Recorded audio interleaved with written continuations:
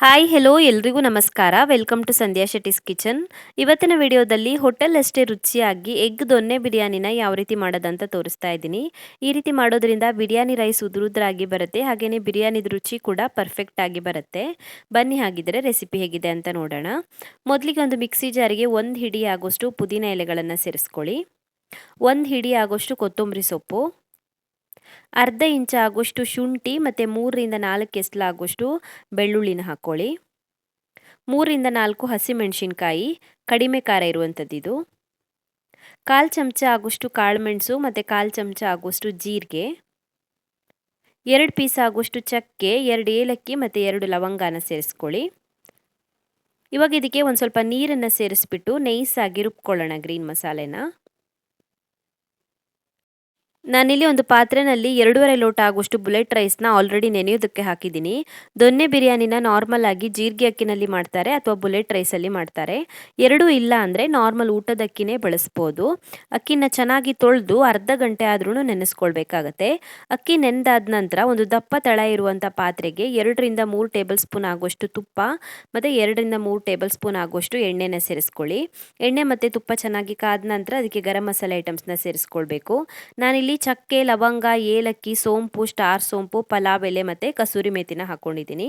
ಸ್ವಲ್ಪ ಹೊತ್ತು ಗರಂ ಮಸಾಲೆ ಐಟಮ್ಸ್ನ ಫ್ರೈ ಮಾಡಿಕೊಂಡು ಇದಕ್ಕೆ ಇವಾಗ 4 ಚೆನ್ನಾಗಿ ಹೆಚ್ಚಿರುವಂಥ ಈರುಳ್ಳಿನ ಹಾಕ್ಕೊಂಡು ಮತ್ತೆ ಫ್ರೈ ಮಾಡ್ಕೊಳ್ಬೇಕು. ಈರುಳ್ಳಿ ಲೈಟಾಗಿ ಕೆಂಪಗಾಗಬೇಕು, ಲೈಟಾಗಿ ಗೋಲ್ಡನ್ ಬ್ರೌನ್ ಕಲರ್ಗೆ ಬರಬೇಕು, ಅಲ್ಲಿವರೆಗೂ ಹುರ್ಕೊಳ್ಬೇಕು ಈರುಳ್ಳಿನ.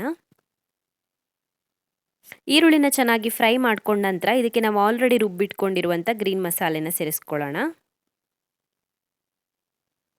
ಸ್ವಲ್ಪ ದಪ್ಪನೇ ರುಬ್ಕೊಳ್ಳಿ ಗ್ರೀನ್ ಮಸಾಲೆನ. ಸ್ವಲ್ಪ ಹೊತ್ತು ಚೆನ್ನಾಗಿ ಫ್ರೈ ಮಾಡ್ಕೊಳ್ಬೇಕು.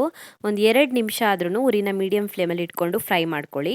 ನಂತರ ಇದಕ್ಕೆ 1/4 ಚಮಚ ಆಗುವಷ್ಟು ಅರಿಶಿನ ಪುಡಿ ಮತ್ತು ರುಚಿಗೆ ತಕ್ಕಷ್ಟು ಉಪ್ಪನ್ನ ಸೇರಿಸಿ ಚೆನ್ನಾಗಿ ಮಿಕ್ಸ್ ಮಾಡ್ಕೊಳ್ಳಿ. ಜಾಸ್ತಿ ಉಪ್ಪು ಹಾಕ್ಕೊಳ್ಬೇಡಿ, ಇವಾಗಲೇ ರೈಸ್ಗೆ ಮತ್ತೆ ಹಾಕ್ಕೊಳ್ಬೋದು ಉಪ್ಪು. ಇವಾಗ ಮಸಾಲೆಗೆ ಎಷ್ಟು ಉಪ್ಪು ಬೇಕಾಗುತ್ತೋ ಅಷ್ಟು ಉಪ್ಪನ್ನ ಹಾಕ್ಕೊಳ್ಳಿ. ಉಪ್ಪು ಮತ್ತು ಅರಿಶಿನ ಸೇರಿಸಿ ಚೆನ್ನಾಗಿ ಫ್ರೈ ಮಾಡ್ಕೊಂಡ ನಂತರ ಇದಕ್ಕೆ ಇವಾಗ 1/4 ಕಪ್ ಆಗೋಷ್ಟು ಮೊಸರನ್ನ ಸೇರಿಸ್ಕೊಂಡಿದ್ದೀನಿ. ಮೊಸರು ಜಾಸ್ತಿ ಹಾಕ್ಕೊಳ್ತಾ ಇಲ್ಲ ನಾನಿಲ್ಲಿ, ನಂತರ ನಿಂಬೆಹಣ್ಣು ಹಿಂಡ್ಕೊಳ್ತೀನಿ. ಹಾಗಾಗಿ ಒಂದು 1/4 ಕಪ್ ಆಗೋಷ್ಟು ಮೊಸರನ್ನ ಹಾಕ್ಕೊಂಡಿದ್ದೀನಿ. ಮತ್ತೆ ಸ್ವಲ್ಪ ಹೊತ್ತು ಫ್ರೈ ಮಾಡ್ಕೊಳ್ಬೇಕು. ನಂತರ ಇದಕ್ಕೆ ನಾವು ಆಲ್ರೆಡಿ ನೆನೆಸಿಟ್ಕೊಂಡಿರುವಂಥ ಅಕ್ಕಿನ ಸೇರಿಸ್ಕೊಳ್ಬೇಕು. ಅಕ್ಕಿಯಿಂದ ನೀರನ್ನು ಬಸಿದ್ಬಿಟ್ಟು ಅಕ್ಕಿ ಮಾತ್ರ ಸೇರಿಸ್ಕೊಳ್ಬೇಕು. ನಾನಿಲ್ಲಿ 2.5 ಲೋಟ ಆಗೋಷ್ಟು ಅಕ್ಕಿನ ತೊಗೊಂಡಿದ್ದೀನಿ. ಚೆನ್ನಾಗಿ ಫ್ರೈ ಮಾಡ್ಕೊಳ್ಬೇಕು ಅಕ್ಕಿನ ಫಸ್ಟಿಗೆ. ಸ್ವಲ್ಪ ಹೊತ್ತು ಫ್ರೈ ಮಾಡ್ಕೊಂಡ ನಂತರ ಇದಕ್ಕೆ ಇವಾಗ ಹದಕ್ಕೆ ತಕ್ಕ ಹಾಗೆ ನೀರು ಮತ್ತು ರುಚಿಗೆ ತಕ್ಕಷ್ಟು ಉಪ್ಪನ್ನ ಸೇರಿಸ್ಕೊಳ್ಬೇಕು. 2.5 ಲೋಟ ಆಗೋಷ್ಟು ಅಕ್ಕಿಗೆ ನಾನಿಲ್ಲಿ 4 ಲೋಟ ಆಗೋಷ್ಟು ನೀರು ಮತ್ತು 1 ಲೋಟ ಆಗೋಷ್ಟು ಹಾಲನ್ನು ಸೇರಿಸ್ಕೊಳ್ತಾ ಇದ್ದೀನಿ. ನೀವು ಹಾಲು ಸೇರಿಸ್ಕೊಳ್ಳೋದಿಲ್ಲ ಅಂದರೆ 5 ಲೋಟ ಆಗೋಷ್ಟು ನೀರನ್ನೇ ಸೇರಿಸ್ಕೊಳ್ಳಿ. ಹಾಲು ಸೇರಿಸೋದ್ರಿಂದ ಬಿರಿಯಾನಿ ರೈಸ್ದು ರುಚಿ ತುಂಬಾ ಚೆನ್ನಾಗಿ ಬರುತ್ತೆ. ನಿಮಗೆ ಡಿಫ್ರೆನ್ಸ್ ಗೊತ್ತಾಗುತ್ತೆ ಹಾಲು ಹಾಕಿ ಮಾಡಿರೋದು ಹಾಕದೆ ಮಾಡಿರೋದಕ್ಕೆ. ಹಾಲು ಹಾಕಿದರೆ ರೈಸ್ ತುಂಬಾ ರುಚಿಯಾಗಿ ಬರುತ್ತೆ. ರುಚಿಗೆ ತಕ್ಕಷ್ಟು ಉಪ್ಪನ್ನು ಸೇರಿಸ್ಕೊಳ್ಳೋಣ. ಸ್ಟಾರ್ಟಿಂಗಲ್ಲಿ ಸ್ವಲ್ಪ ಉಪ್ಪು ಹಾಕ್ಕೊಂಡಿರೋದು. ಇವಾಗ ರೈಸ್ಗೆ ಎಷ್ಟು ಉಪ್ಪು ಬೇಕಾಗುತ್ತೋ ಅಷ್ಟು ಉಪ್ಪನ್ನು ಸೇರಿಸ್ಕೊಳ್ಳಿ. ಹುಳಿಗೆ ಅರ್ಧ ನಿಂಬೆಹಣ್ಣನ್ನು ಹಿಂಡ್ಕೊಳ್ತಾ ಇದ್ದೀನಿ. ನಾನು ಮೊಸರು ಸ್ವಲ್ಪ ಕಡಿಮೆ ಹಾಕ್ಕೊಂಡಿದ್ದೀನಿ. ಅರ್ಧ ನಿಂಬೆಹಣ್ಣನ್ನು ಸೇರಿಸ್ಕೊಂಡಿದ್ದೀನಿ ಹುಳಿಗೆ. ಚೆನ್ನಾಗಿ ಮಿಕ್ಸ್ ಮಾಡ್ಕೊಳ್ಳಿ. ಇದನ್ನ ಇವಾಗ ಚೆನ್ನಾಗಿ ಕುದಿಸ್ಬೇಕು. ಇದು ಕುದಿಯೋದಕ್ಕೆ ಸ್ಟಾರ್ಟ್ ಮಾಡಿದ ನಂತರ ಮೊಟ್ಟೆ ಸೇರಿಸ್ಕೊಳ್ಳೋಣ. ನಾನಿಲ್ಲಿ 2 ಮೊಟ್ಟೆನ ಫ್ರೈ ಮಾಡಿಬಿಟ್ಟು ಹಾಕ್ಕೊಳ್ತಾ ಇದ್ದೀನಿ ಮತ್ತು ಉಳಿದಿರುವಂಥ ಮೊಟ್ಟೆನ ಬೇಯಿಸಿ ಹಾಕ್ಕೊಳ್ತಾ ಇದ್ದೀನಿ. ಈ ರೀತಿ ಬುರ್ಜಿ ಥರ ಫ್ರೈ ಮಾಡಿ ಹಾಕೋದ್ರಿಂದ ಎಗ್ದು ಫ್ಲೇವರ್ ಚೆನ್ನಾಗಿ ಮಿಕ್ಸ್ ಆಗುತ್ತೆ ರೈಸ್ ಜೊತೆಗೆ. 5 ಮೊಟ್ಟೆಗಳನ್ನು ಬೇಯಿಸಿ ಹಾಕ್ಕೊಳ್ತಾ ಇದ್ದೀನಿ. ಇಡಿಯಾಗಿನೂ ಹಾಕ್ಕೊಳ್ಬೋದು ಅಥವಾ ಕಟ್ ಮಾಡಿನೂ ಹಾಕ್ಕೊಳ್ಬೋದು. ಚೆನ್ನಾಗಿ ಮಿಕ್ಸ್ ಮಾಡ್ಕೊಳ್ಳಿ. ಇನ್ನು ಸ್ವಲ್ಪ ಹೊತ್ತು ಕುದಿಸ್ಕೊಳ್ಳೋಣ. ಇದೇ ರೀತಿ ಸ್ವಲ್ಪ ಬಿಟ್ಟು ರೈಸ್ ಎಲ್ಲ ಮೇಲ್ಗಡೆಗೆ ಕಾಣಿಸ್ಬೇಕು. ಈ ರೀತಿ ರೈಸ್ ಎಲ್ಲ ಮೇಲ್ಗಡೆಗೆ ಕಾಣಿಸಿದ ನಂತರ ತವಾ ಮೇಲೆ ಕುಕ್ ಮಾಡ್ಕೊಳ್ಳೋಣ. ಉರಿನ ಲೋ ಫ್ಲೇಮಲ್ಲಿಟ್ಟು ತವಾ ಇಟ್ಟು ಅದ್ರ ಮೇಲೆ ಬಿರಿಯಾನಿ ಪಾತ್ರೆನ ಇಡಬೇಕು. ನಂತರ ಅದಕ್ಕೆ ಮುಚ್ಚಿಬಿಟ್ಟು ಮೇಲ್ಗಡೆ ಭಾರ ಇರುವಂಥ ವಸ್ತುನ ಇಡೋಣ. ಹಬೆ ಹೊರಗಡೆ ಹೋಗದೆ ಇರೋ ರೀತಿ ಕಲ್ಲು ಇಡ್ಬೋದು ಅಥವಾ ಪಾತ್ರೆಯಲ್ಲಿ ನೀರನ್ನು ತುಂಬಿಸಿ ಇಡ್ಬೋದು. ಇದನ್ನ ಇವಾಗ 20 ನಿಮಿಷದವರೆಗೂ ಬೇಯಿಸಬೇಕು. ಲೋ ಫ್ಲೇಮಲ್ಲಿ 20 ನಿಮಿಷದವರೆಗೂ ಬೇಯಿಸಬೇಕು.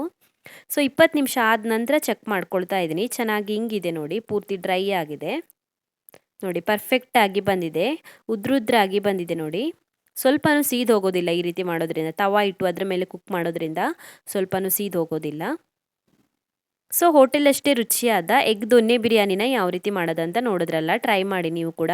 ಇದೇ ರೀತಿ ಮಾಡಿದ್ರೆ ಬಿರಿಯಾನಿದು ರುಚಿ ಕೂಡ ಪರ್ಫೆಕ್ಟಾಗಿ ಬರುತ್ತೆ, ಹಾಗೆಯೇ ರೈಸ್ ಕೂಡ ಉದ್ರುದ್ರಾಗಿ ಚೆನ್ನಾಗಾಗತ್ತೆ.